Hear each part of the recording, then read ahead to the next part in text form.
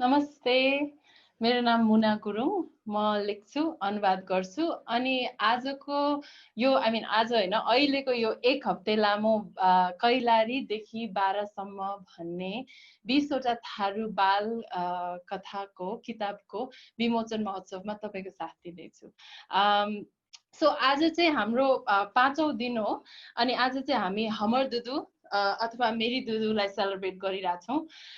हमर दुदु चाहिँ शान्ति चौधरी जीले 12 जिल्ला थारूमा लेख्नु भएको। यो चाहिँ तपाईले हाम्रो letsreadasia.org मा डङ्गौरा थारू 12 जिल्ला थारू नेपाली र अंग्रेजीमा पढ्न सक्नुहुनेछ। अनि यो चाहिँ हामीले 6वटा किताब चाहिँ यो द एजिया फाउन्डेसनको लेट्स रिड प्लेटफर्मको लागि सृजनालय भन्ने संस्थाले क्रिएट गरेको हो। अनि त्यही 6वटा कथाहरूलाई चाहिँ हामी यो हप्ताभरि सेलिब्रेट गरिरहेछौँ। आज चाहिँ हमर दुदुको इलस्ट्रेटर उबाहाङ नेम्बाङसँग कुरा गर्दै हुनुहुन्छ अर्को इलस्ट्रेटर Alina Chhantel. So, सानो परिचय अनि म हराउँछु है। So, Ubahang Nembang चाहिँ he is an illustrator, graphic designer, and a writer. अनि उहाँले चाहिँ फाल्मथ युनिभर्सिटीबाट एमए इलस्ट्रेसन अथोरियल प्र्याक्टिसमा गर्नुभएको छ। उहाँको पहिलो किताब अ प्लेस कल्ड होम भन्ने उहाँले आफै सेल्फ पब्लिस गर्नुभएको, लेख्नुभएको र ड्रइङ पनि गर्नुभएको, इलस्ट्रेट गर्नुभएको। उहाँले चाहिँ 2015 मा चाहिँ 2015 मा चाहिँ सृजनालयकै चिल्ड्रन्स बुक रेजिडेन्सीद्वारा चाहिँ यात्रा अथवा जर्नी भन्ने किताब लेख्नु भएको थियो अनि चित्रण पनि गर्नु भएको थियो। अनि मलाई एकदम गर्व लाग्छ कि उहाँले यो यात्रा भन्नेको पात्र चाहिँ एउटा भैँसी हुन्छ अनि त्यो भैँसी चाहिँ मेरो आमा बुवाको गाउँ पर्वतको भैँसी हो। सो हाम्रो गाउँको अलिकता उहाँले चित्रण गर्नु भएको छ। सो त्यो किताब मेरो आफ्नै गाउँको जस्तो पनि लाग्छ। अर्को कुरा चाहिँ खुसीको खबर के छ भने यो हमर दुदुको इलस्ट्रेसन चाहिँ यो सिङ्गापुर बुक काउन्सिलले सेलेक्ट गरेको छ बुक इलस्ट्रेटर्स ग्यालरीको लागि। त्यहाँ एक्जिबिट हुँदैछ यो वर्ष। So congratulations to Ubahang and Shantiji and entire team at Srijanalaya and Asia foundation let's read. I think यो एउटा सेलिब्रेट गर्नुपर्ने कुरा हो। उहाँसँग कुरा गर्दै हुनुहुन्छ अलिना छन्टेल। अलिना छन्टेल पनि इलस्ट्रेटर हुनुहुन्छ। उहाँले भर्खर यो वर्ष daring to dream Sherpa women climbing K2 भन्ने किताब चाहिँ इलस्ट्रेट गर्नु भएको थियो, मीरा प्रेसबाट निस्केको थियो। अनि यो चाहिँ यो वर्ष मात्र विमोचन भएको थियो, ठ्याक्कै यो लकडाउन सुरु हुनुभन्दा अगाडि। सो यो लकडाउन अन्त्य हुने बित्तिकै यो किताब किन्न जानु होला तपाईहरु सबै। Alina, in addition to being an illustrator, is also a researcher, and she's interested in a lot of issues of equity, gender, and all things visual. So आज उहाँ दुई बीच एउटा कुराकानी हुँदैछ। यदि तपाईको क्वेशन्स छ भने यहाँ तल कमेन्ट्समा लेख्नुस्। कथा सथाको पेजमा पनि हामी लाइभ छौं, सृजनालयको पेजमा पनि हामी लाइभ छौं अनि हाम्रो इभेन्ट्स पेज कैलालीदेखि 12 सम्ममा पनि हामी लाइभ छौं। So I'll leave it up to you guys. You can start now, unmute yourselves. Yeah. Thank you so much, Muna. It's been a pleasure working with you, and I don't know, I've been like such a huge fan of Ubahang's work.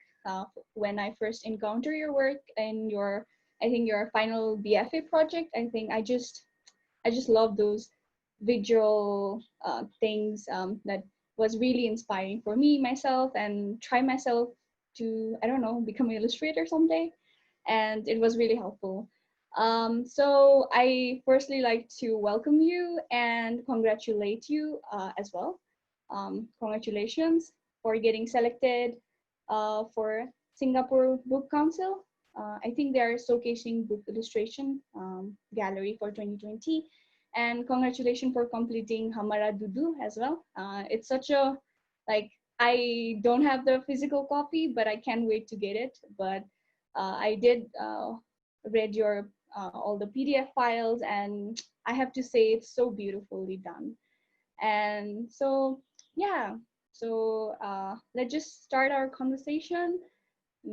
How are you doing? Like, how is COVID-19 lockdown going on? How's your day going on?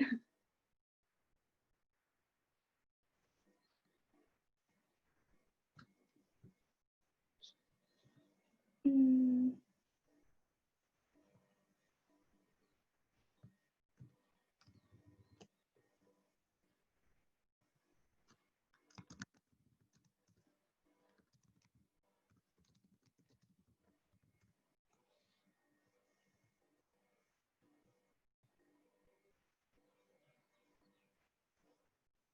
hello?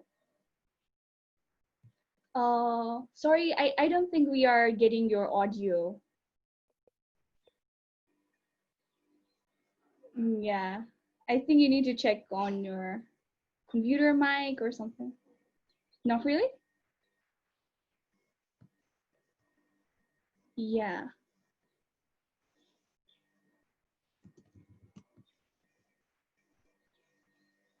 Okay, sure. So,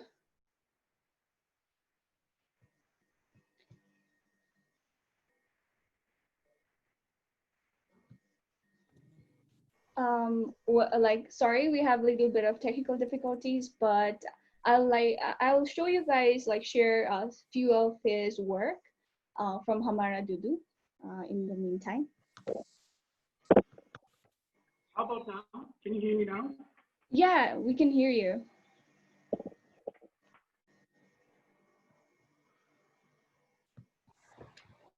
Yeah. Hi, can you hear me now? Yes, loud and clear. Okay, gosh, technical issues. Okay, should I start? Thank you so much, Muna and Alina, for this warm welcome. Lockdown has been, well, it's been recuperating in my room and just trying to work. We are all in the same boat, so. Well, for me especially, like being a creative person, I mean, this is my life, living within four walls and just illustrating. But at the same time, like, you know, this whatever this is happening is really a sad thing, but also a positive thing, because it shows us that we need to change in positive ways. And yeah. Yeah. So yeah, let's just get started with your book journey then. So tell us a bit about this project, Hamara Dudu, and your experience working with Santi Chaudhary. Yeah. So this book, as many of you know, was a part of a residency program that involved 3 Tharu writers and 6 illustrators. So this is the second year that Srijanale and the Asia Foundation Nepal has done this project. Last year they focused on Newari picture books, and this year the focus seems to be on Tharu picture books. And I had never heard of Shanti Chaudhary before, but during our first meetup, I found her really quiet, but at the same time, she exuded this persona of being someone like who is really independent. And she's been through a lot. This, I think I came to know after reading one of Muna's articles. She wrote an article. She wrote an article, I think, interviewing Shanti Chaudhary. So yeah, I came to know a lot about her through that article. And this is one of her stories, Shanti Chaudhary's stories. And it was a lot of work, I think, on Muna's and Shantiji's part to sort of like adapt the story into a poem and a song. And it's been an honor, really, to have worked on this project.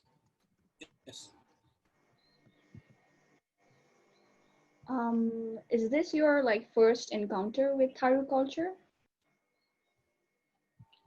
Yes. I think, I mean, I've heard of Tharu cultures. I'm stories here and there, but really coming in really close and, eating Tharu food and mingling with Tharu people and their culture and living with Tharu people, going fishing.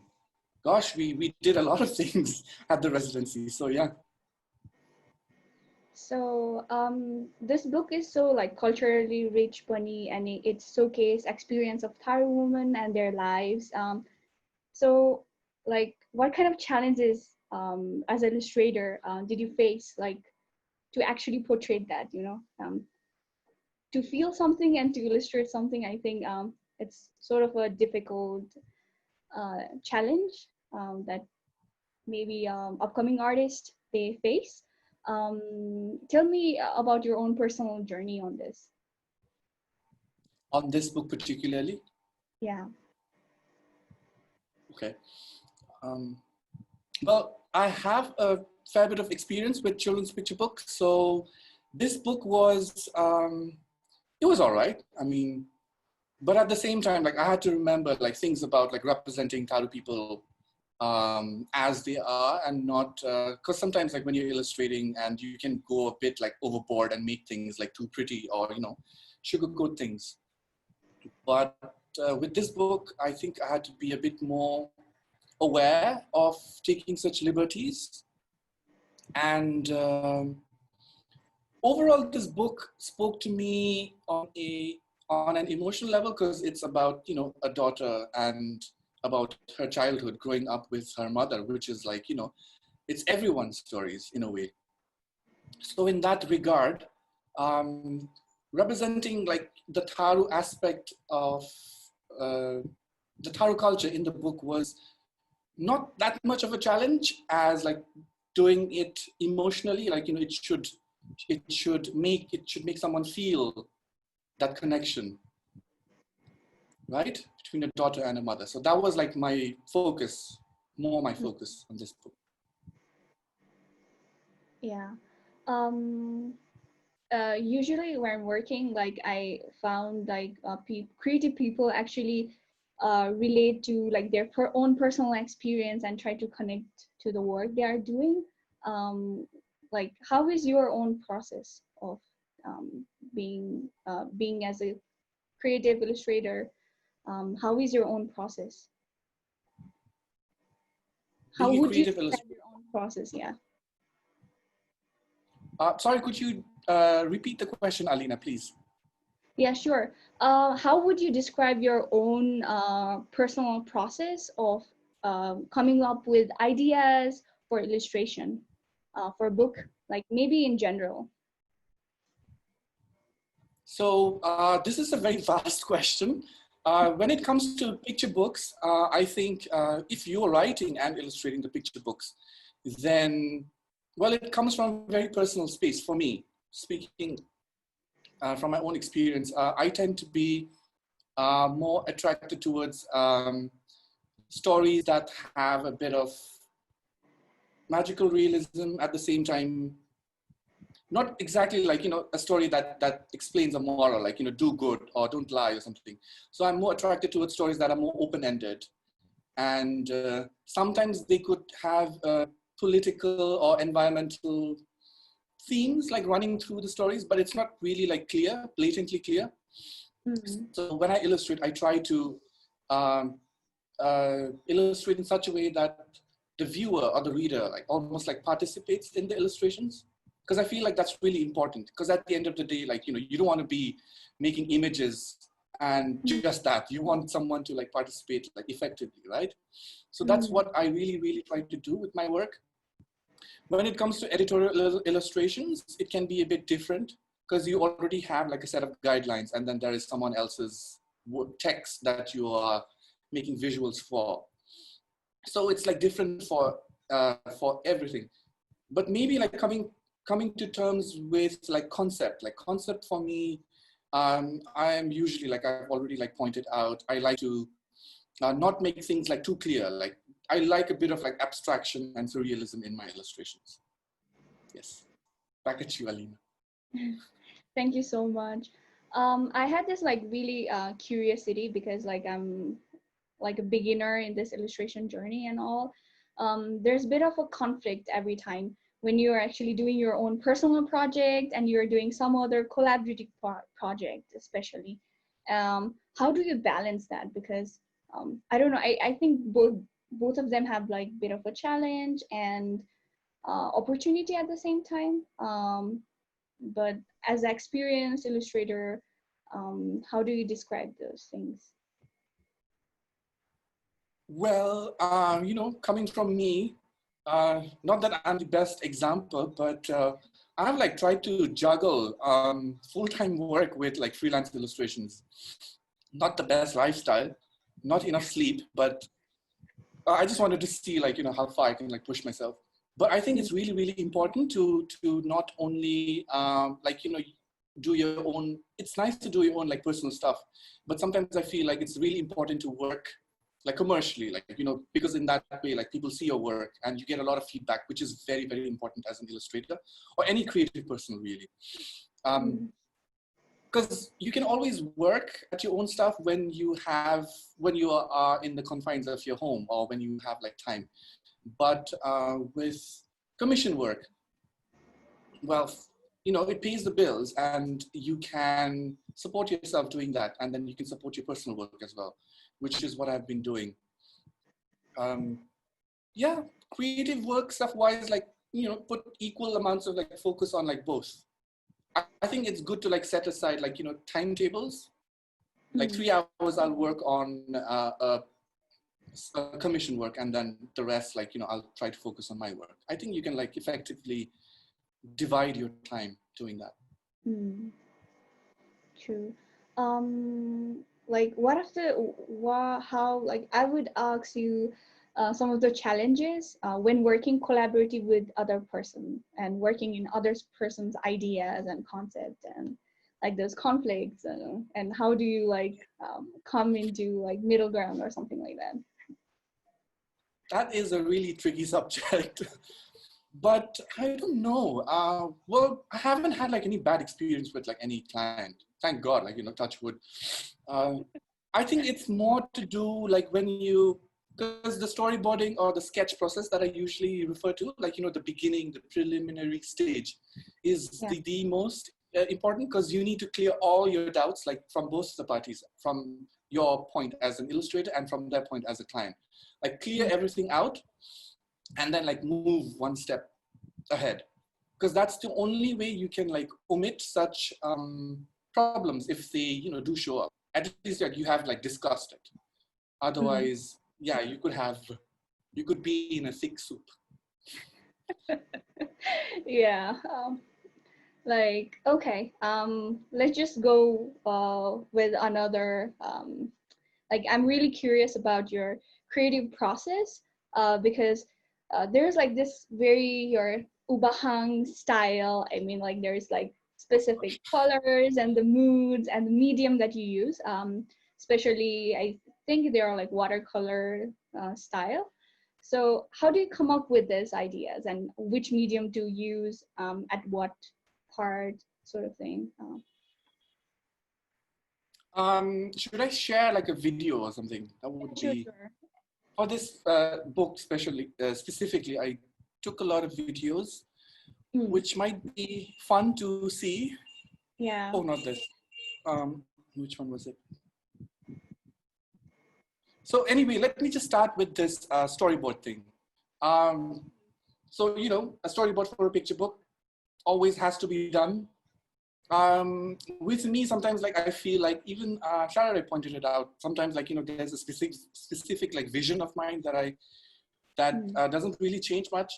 For instance, like if you look at the first slide, like, you know, this wedding procession spread, like I knew like in my mind like how it was going to turn out, and I was like, I'm not going to change this, whatever happens. Sometimes as an illustrator, like, you know, like you want it to look like in a certain way. But this is just a sketch. This is quite important that, you know, you should try and nail everything in the storyboard phase. Like get everything right, like where characters are going to be. And in the end, like you can make like minor adjustments. But storyboard, ma sapai sakaunu parcha. Most of the work. And with like, in terms of like visual style, thank you so much for saying that, I have a specific style, Alina. Many people they tell me oh, I mean, it is, sorry, I'll just play this from the beginning. It is so apparent, this is your style, this is Ubahang style, but I don't know, I feel like I don't have a style sometimes. Maybe it's a specific way of shading, or maybe it's a specific way of coloring. I tend to be attracted towards a lot of blue and yellows because they are complementary colors. I love using blue and yellow.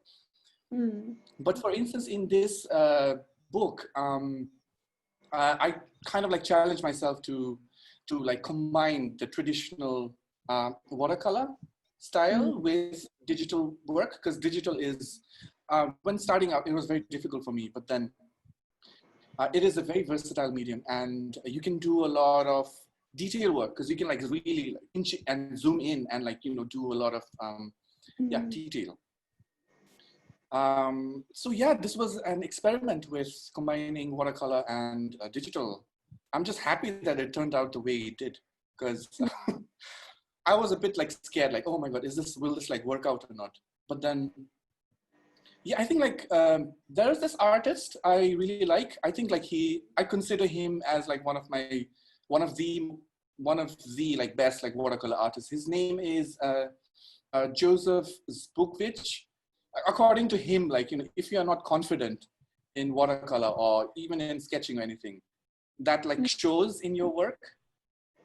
So yeah, just have fun and just illustrate, sketch without any fear. It'll turn out okay. Yeah, hopefully. Yeah, as in you've been working, I think, professionally in Nepal for quite a while. And I as your Muna introduced you as an illustrator and also a designer. And I think there's a bit of misconceptions among people that when they think it's artists, then they do all the artwork and stuff. So how do you define, how do you distinguish illustration and designing, for example? Yeah, it's a very sad thing, really. People confuse everyone who does art into one category. They don't do the same thing with someone who is a neurosurgeon and someone who is a gynecologist, right? So for me, graphic design is a bit more commercial. Commercial in the sense that it's more about marketing something, right? It's usually about creating a visual identity that people can recognize. But illustration is also commercial, but it's not exactly, in terms, it doesn't go in that direction of marketing something. It's about, I think, commission work. It's more, how do I put it? Illustration can be a part of graphic design sometimes, for packaging design or something. It can be. But graphic design is a more vast field that could include illustration. I don't know, did I make any sense? Yeah. Graphic design is more branding, identity, creating a visual for a company to stand out. Whereas illustration is not that. Illustration could be, for book illustration is different. Editorial illustration is different. It's usually to communicate a story. Yeah, illustration is telling stories. Yeah, I think most of the people, what they think when they see everything visual, then all of them can produce it, if they are labeled as an artist. And yeah, to make things clear about that, thank you so much. And let's just hit to some of the hard questions, I think. For as a beginners and I don't know, young art enthusiast or maybe upcoming illustrations or artists, how is the scope in Nepal, as far as you know? What are the struggles they might face or opportunity that people are not looking through, something like that?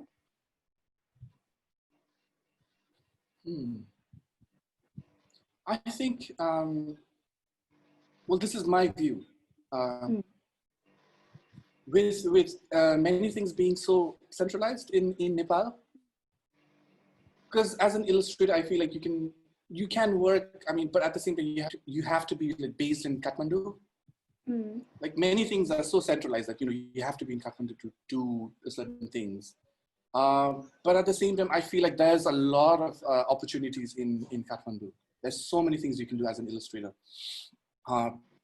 There are challenges as well, especially I don't know regarding. I think like pay is one of the biggest like discouraging things in Nepal. Because in Kathmandu, I feel like you are they look for people who are versatile with like everything, and you need to be good with software and traditional art and sketching with pen and painting and everything. That's a bit sad to see, but if you can build yourself as a very specific, like I do like mural art, and then you're like really good at it. It's you have a lot of opportunity.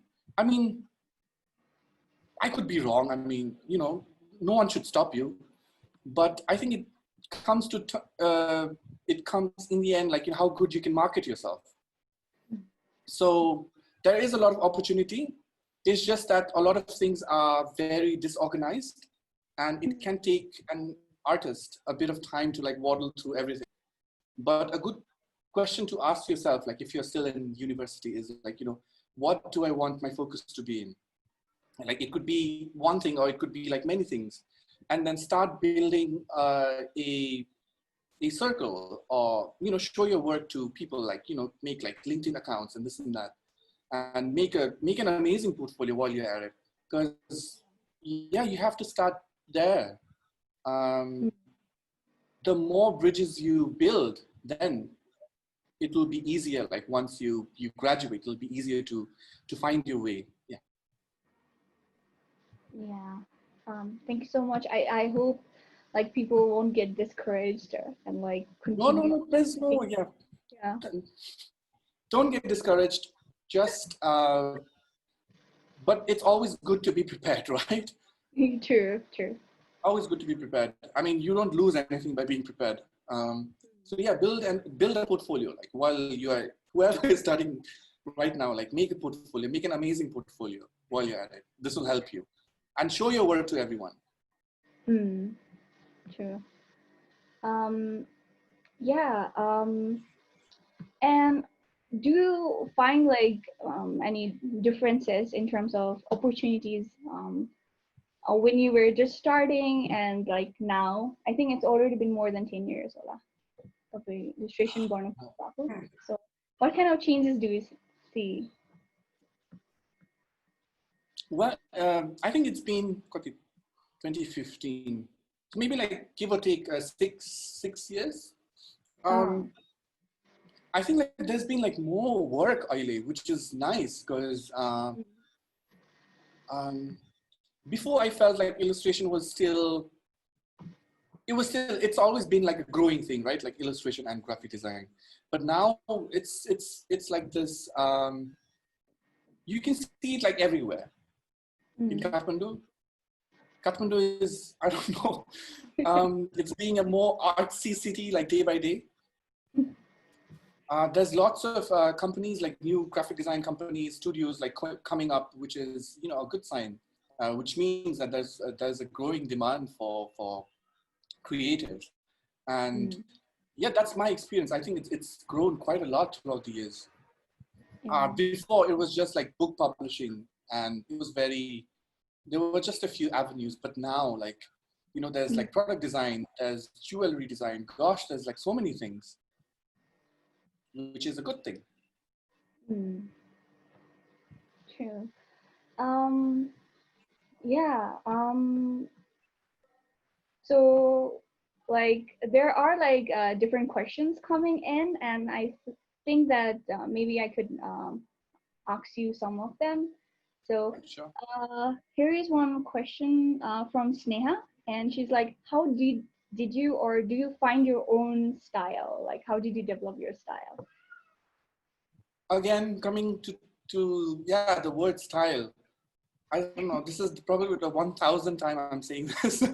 Style, I feel, is very overrated. Because you as a person, I mean, you are not fixed, right? So your style is not fixed. Yeah. But you have a specific way. I mean, maybe that is the style, like of shading or picking colors that you like. Maybe that is style. But the style like that people usually refer to, that visual style, I kind of feel like that always like changes with you as a person. Because you know, you wake up one day and you are inspired by something else. You want to do things differently. You want to, you know, pick up paintbrush and start doing oil painting or something like that.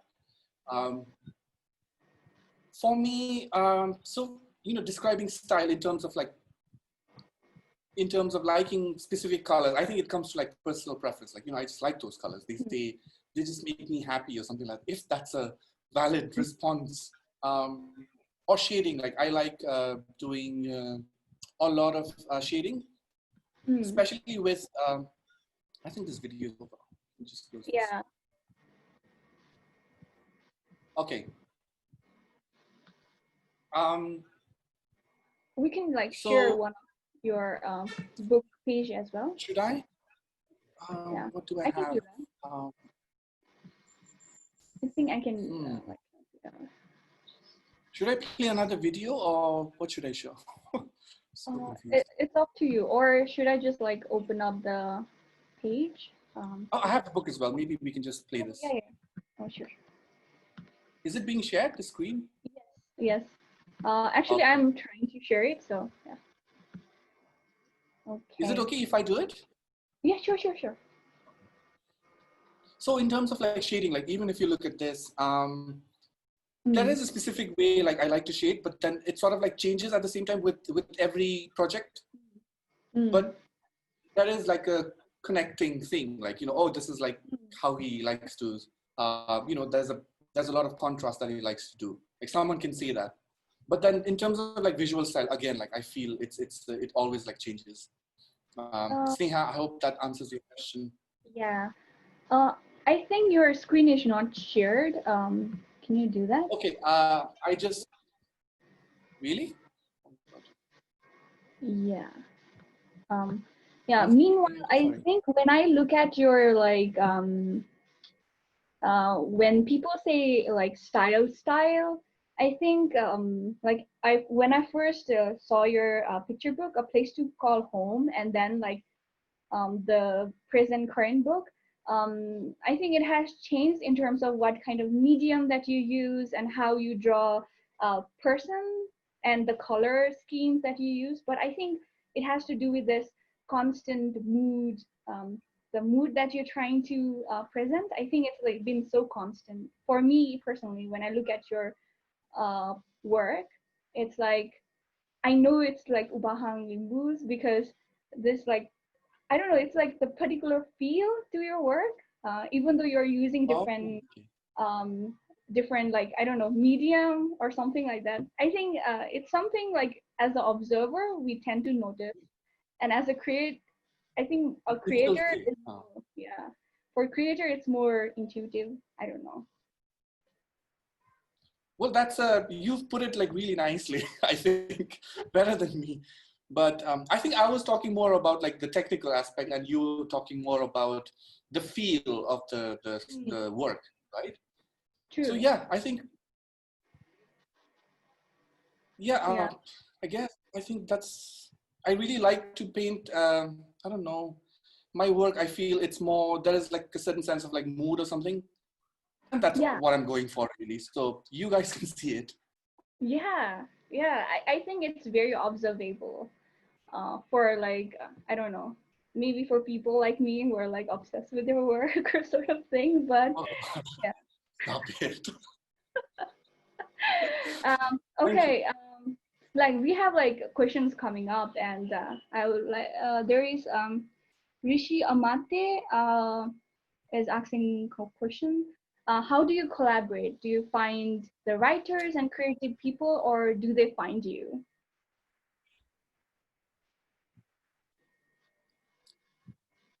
Yeah, they usually seek me out. What can I say? But as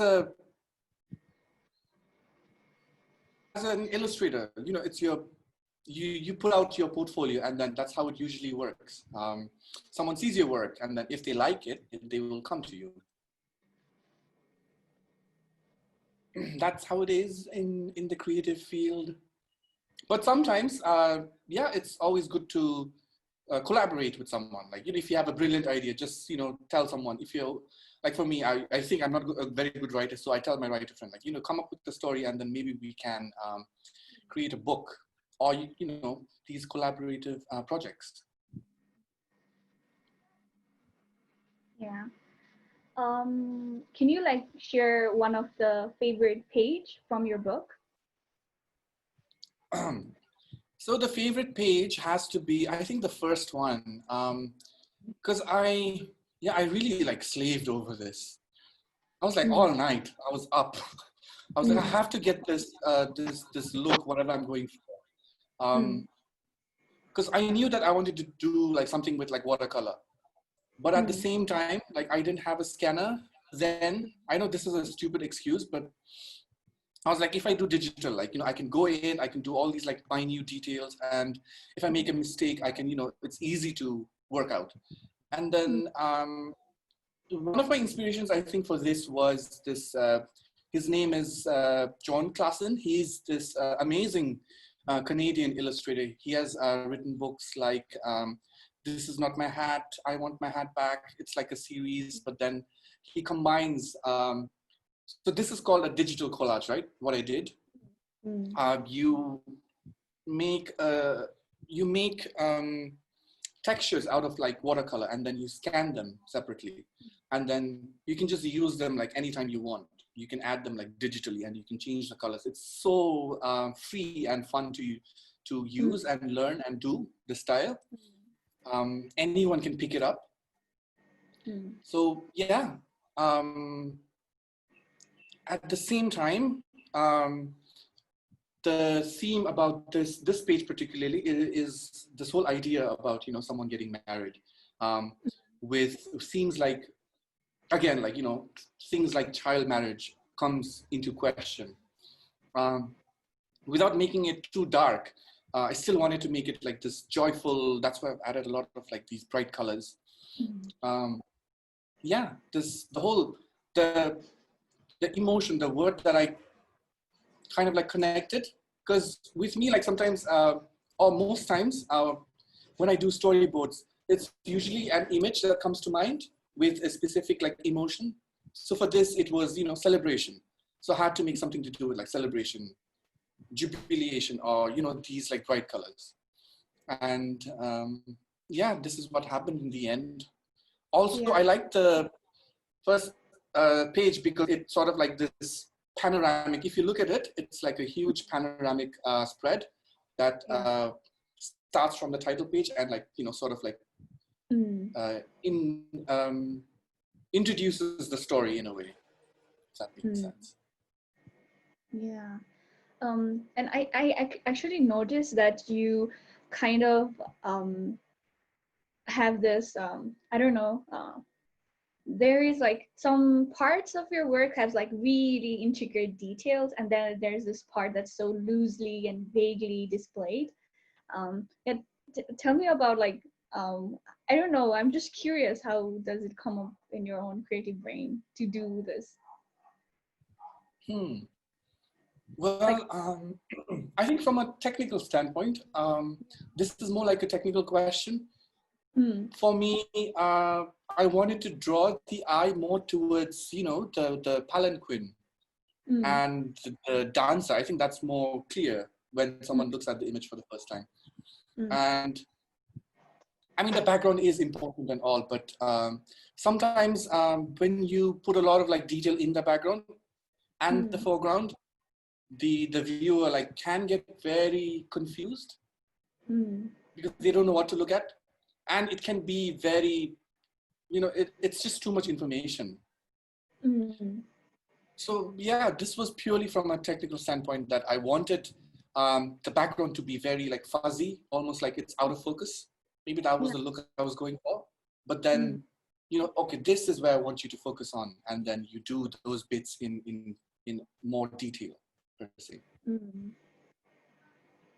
I think it gives more of like that, like, I don't know, magical feel to it almost. Yeah. Because when I went through this like spread, there are like such a, I don't know, this like intentional, when you like flip through it and your eyes intentionally goes to what the artist wants you to see.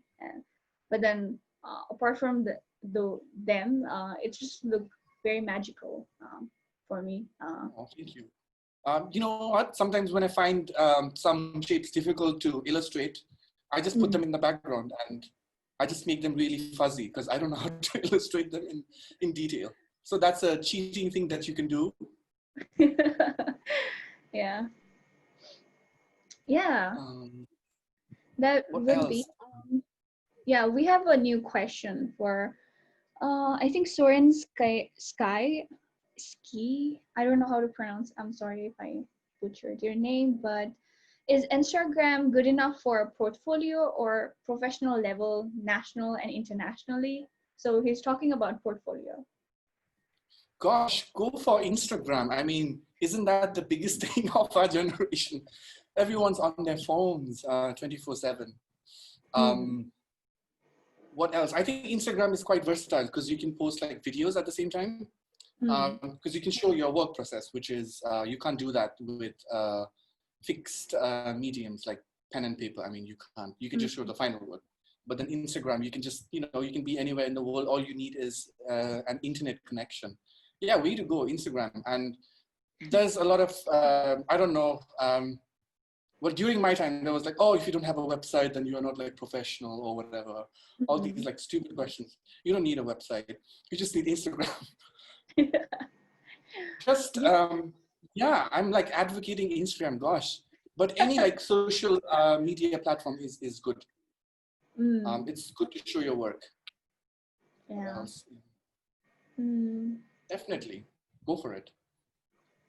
Yeah, I think like it's even easier apart from like developing your own website. I think it's more easier because you just like upload your picture, basically. You upload, exactly, and you can, I don't know, hashtag so many things, and then you can follow these amazing other artists.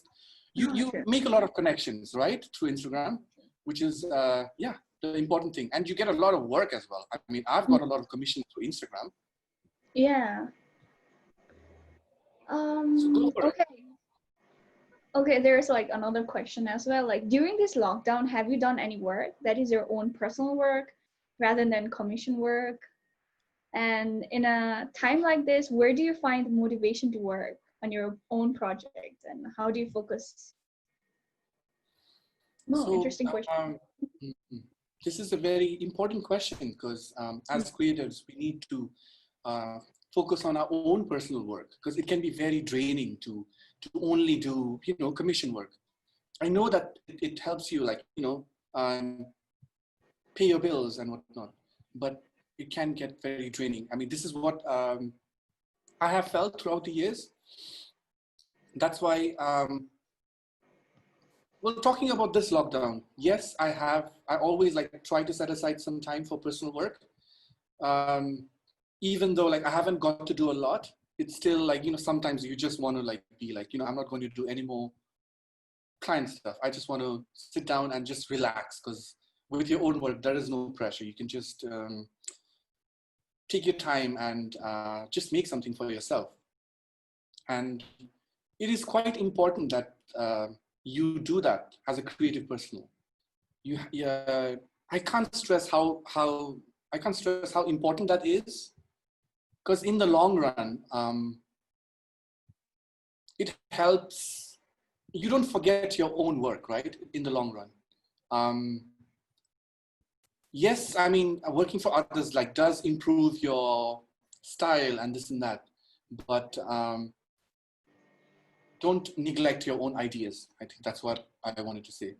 And for inspiration, whatever inspires you, man. I mean, go out for walks, talk to people, read books, I like to just take my dog out for walks and yeah, just sit in a quiet corner and observe people. That usually sort of inspires me. Yes. Yeah, the trick is like, don't ignore your work. I mean, do both. I mean, you can do both. Yeah. Yeah, I want to ask about like this book. If I'm not wrong, like I think you also designed the layout for all the books. Is it true? Or this? The cat is out of the bag. Yes, I did the graphic design for the book as well, the layout design specifically. Yeah, can you tell me more about it? Oh my God. Where do I start? So when you are, well, if it ever like comes to anyone, like, you know, that you have to like illustrate and design the layout for the book, the thing that you have to remember is, even if you're just illustrating, like, you know where the text is going to come. That's very important, because sometimes, like, you know, the illustrations can be like amazing, like superbly beautiful, and then the text like sort of like gets in the way when you're designing it. So that gap has to be like very small with the text and the image, like how well they communicate in the end. Always set aside, because that is, it's in itself is a form of, when you're illustrating, it in itself is a form of like graphic design, when you put like, you know, when you decide to put certain characters somewhere. So, you know, you're a graphic designer in that regard. So yeah, it is very important. What else? Regarding other books, I hope I've done a good job. It still needs a lot of work, some of the other books, all the other books, even this. I mean, I'm sure we're going to change a few things. Yeah. Yeah, I think it's such an important part of production. I think book production process, because usually, like, I don't think, like, I think it's because you're so versatile, like you do the designing and like illustration as well. Like you, I don't know, like people tend to miss out those kind of things, like, especially the feel of the book pani huncha ni, where your picture is placed and where your text is, or कुन चाहिँ spreadमा कुन राख्ने त्यस्तो हिसाबमा पनि, I think, yeah. And we do have like new questions for you.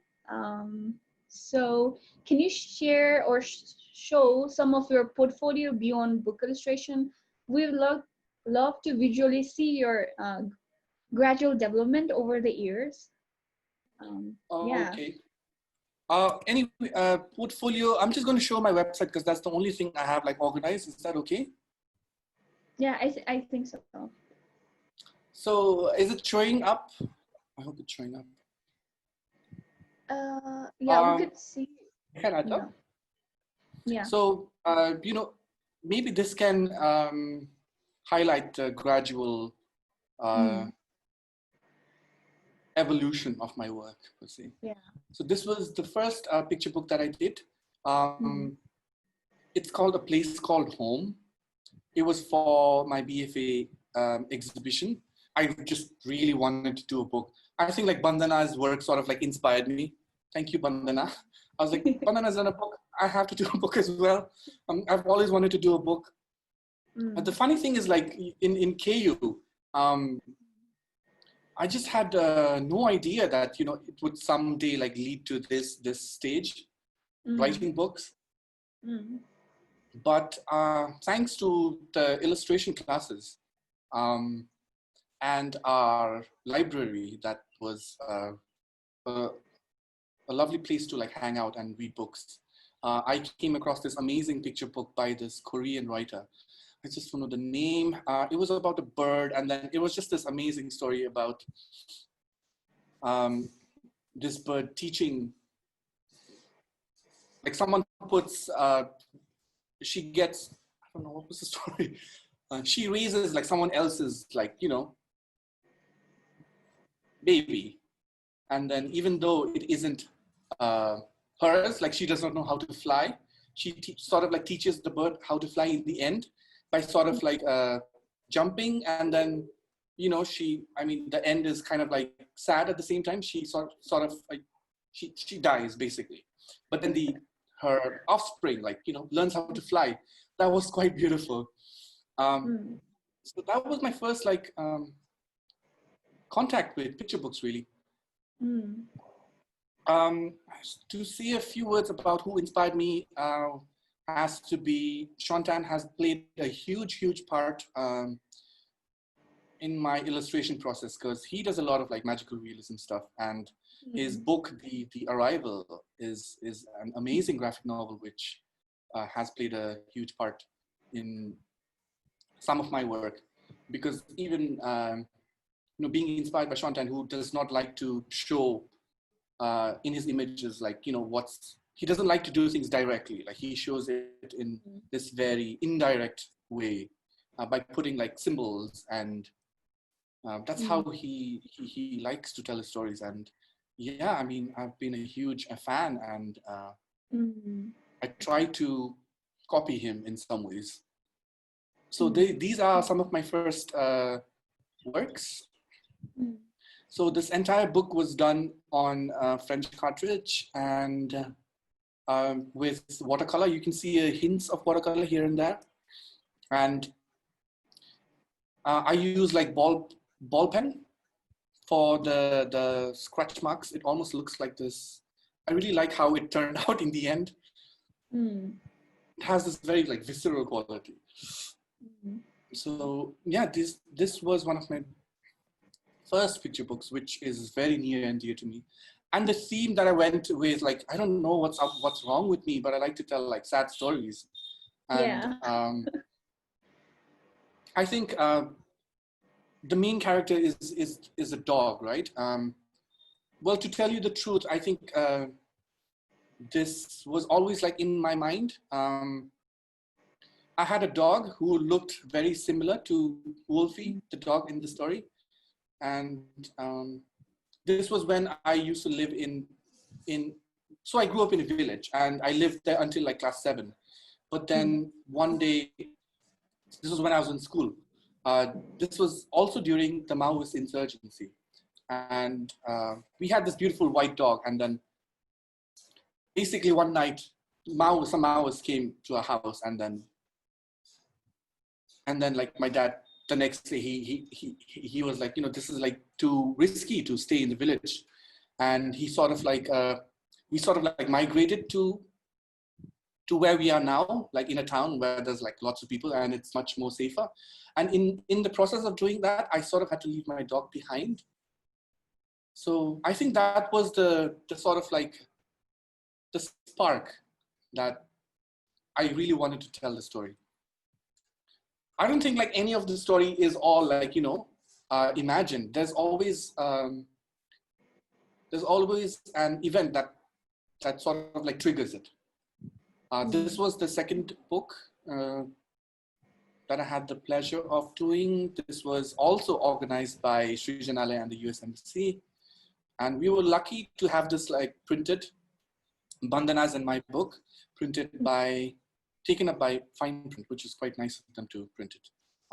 So for this book, I went with watercolor, just watercolor, and even the pencil marks, like you can see, I just left them on purpose because I liked some of the marks that they made, just this rough sketch-like quality to it. So yeah, I've always had a fondness for working with panels. You'll see that in the next book.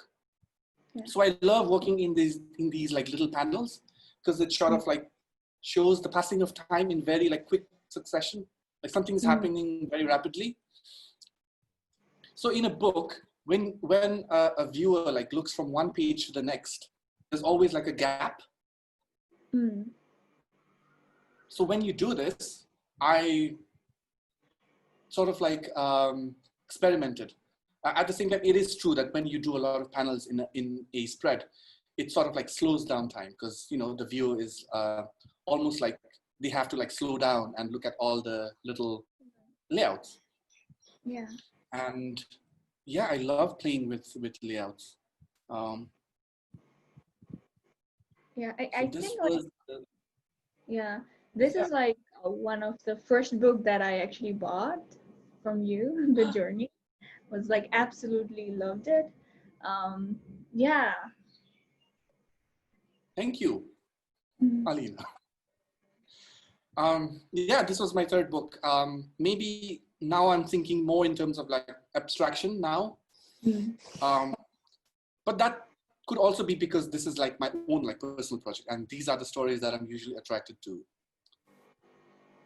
So this was a book called Storm of Trees. It's a collection of 3 short stories.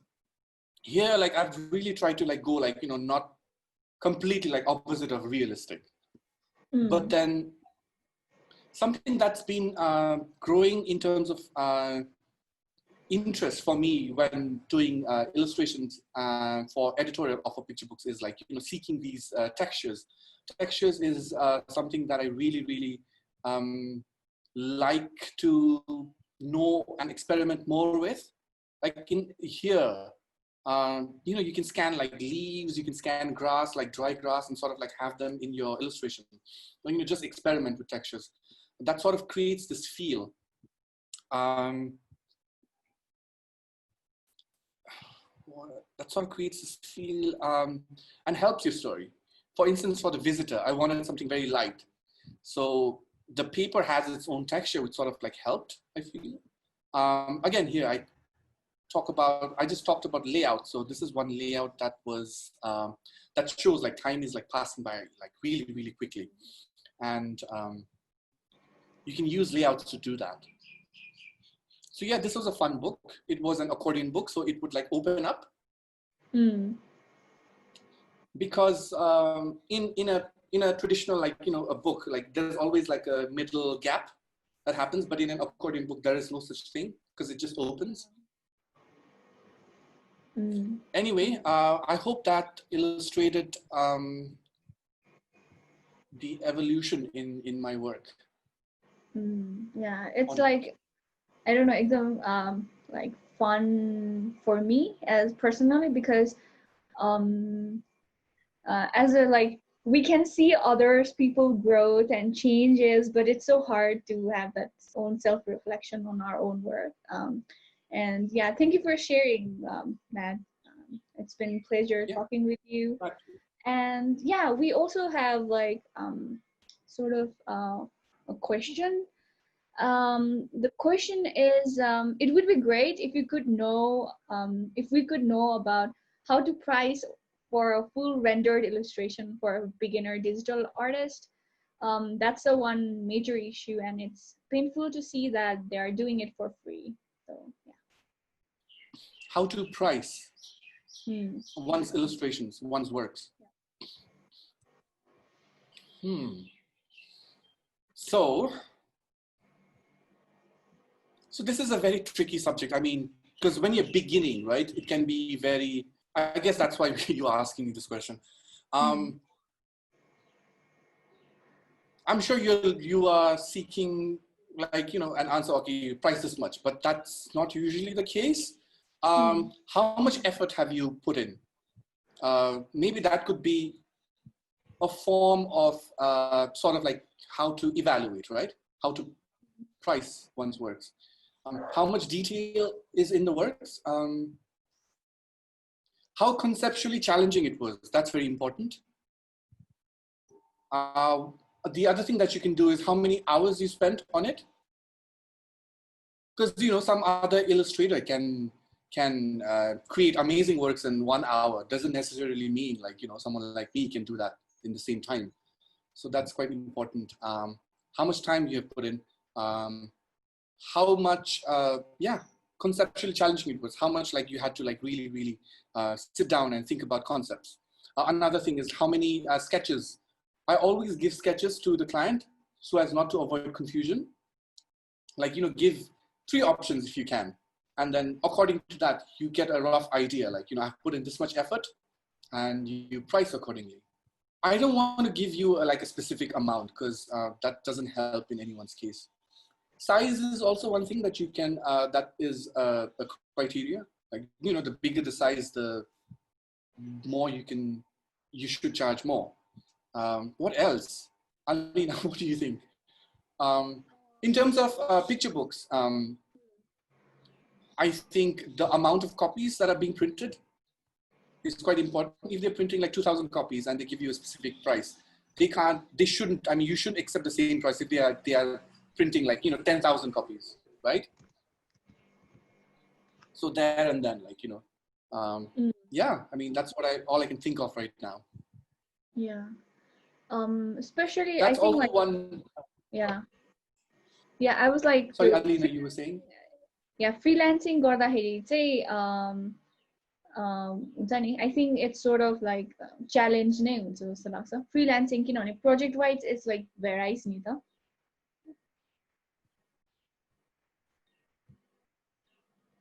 I think, yeah, I mean, just give amazing work and don't be afraid to charge. Like, you think it in your mind, like sometimes you can think, oh my God, like this is too much, but just know like how much you are worth and don't be afraid to charge that much.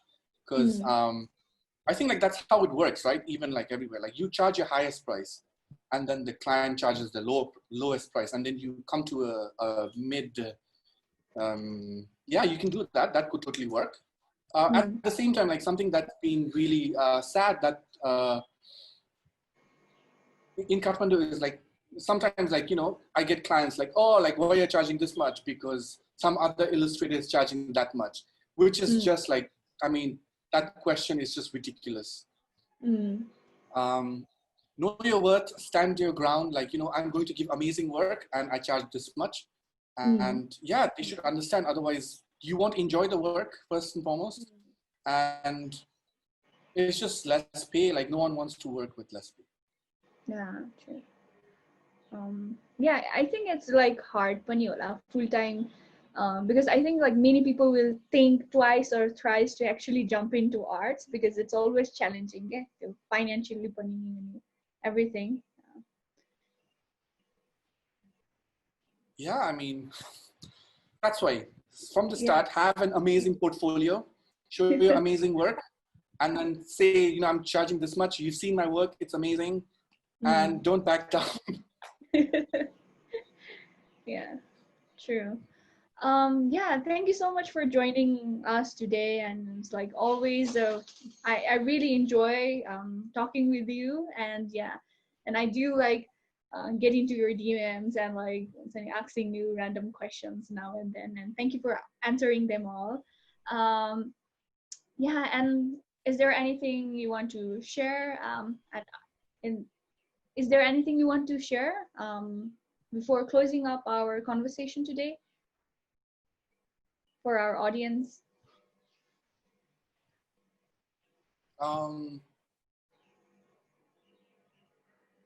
As illustrators, I mean, in my own personal journey, sometimes things can be, you can doubt yourself sometimes. This is what happens to me. It's like, oh my God, is my work like good enough? Or always move forward, because sometimes you will have those doubts. You will see someone making nice things and then you'll be like, oh my God, that's like so nice. And you will compare and you'll contrast and you'll do this and that. It's always good to focus on where you are and look forward, take the next step. Don't be where you are. Always like keep moving forward. Show your work, share your work with your friends, whoever can give you positive feedback. Share your work, because you will get feedback and that will improve your work. And that's not necessarily, negative criticism. It's just take it as like positive criticism. And yeah, don't neglect your personal work as well. Just make art and tell stories. No pressure. Yeah, I think like the hardest job one could find would be probably illustrating. I don't know.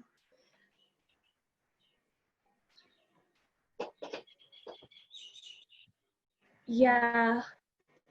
Yeah, thank you so much for joining in. Thank you so much, Alina. Yes, I think we covered a lot of questions.